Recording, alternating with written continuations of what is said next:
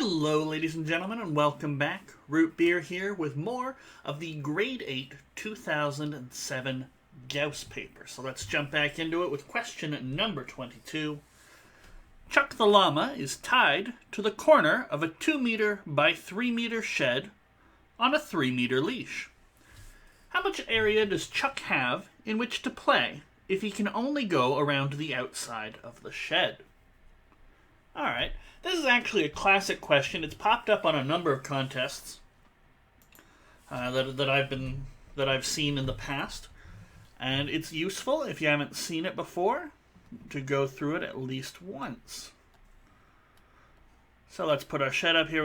It's a 3x2, and you know what? Let's draw it a bit more central.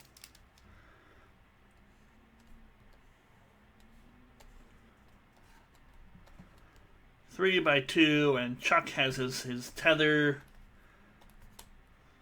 We'll make it blue. And it goes out here. Alright, so Chuck can do a lot of things, but he's sort of stuck at this corner. He's stuck tied there. He can only go within 3 meters of that. But that's okay.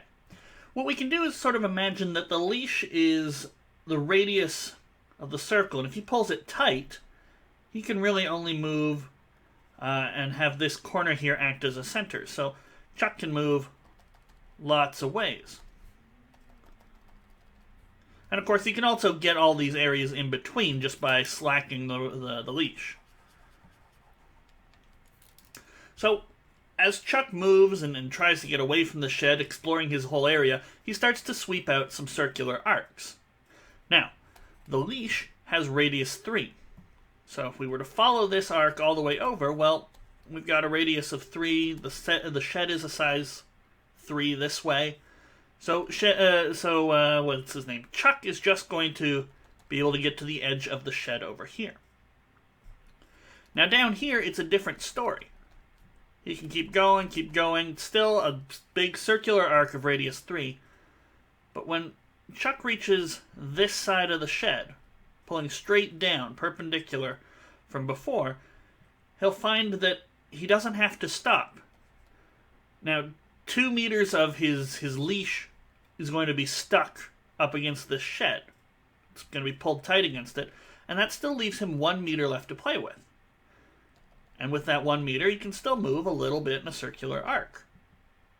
Okay? Since the 2 meters here of the shed, the 2 meters of the side of the shed and 2 meters of the leash are sort of stuck together once he reaches this point, we have sort of a new center here.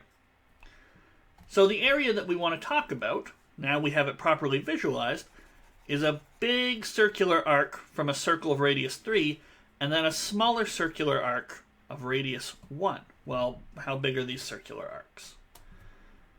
Well, we can see we're going to have a right angle here, and this arc is everything but a right angle.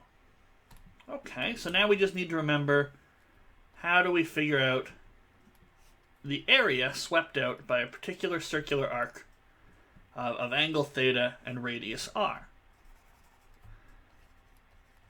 Okay, and the theta sort of gives us a clue. Theta is a fraction of the full circle, which is 2 pi or 360 degrees, which is probably what you're more comfortable with.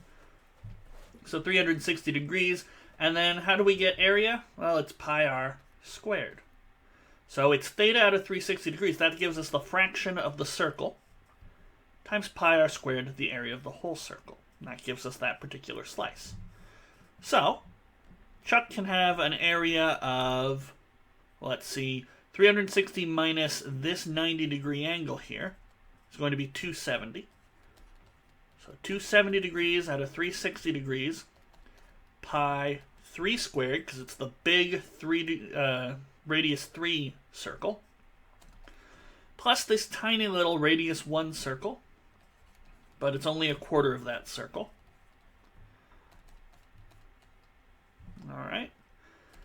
And now 270 out of 360 is 3/4. So we have 3/4 pi times 9 plus 1/4 pi times 1. Alright. So that's going to be 27 pi plus 1 pi all over 4. That's 28 pi over 4. And that gives us a final answer of 7 pi. So Chuck has an area of 7 pi meters squared in which to play. And that is an answer of A. So there we go. So that's question number 22. Thank you guys for joining me, and I will see you for question 23 in the next video.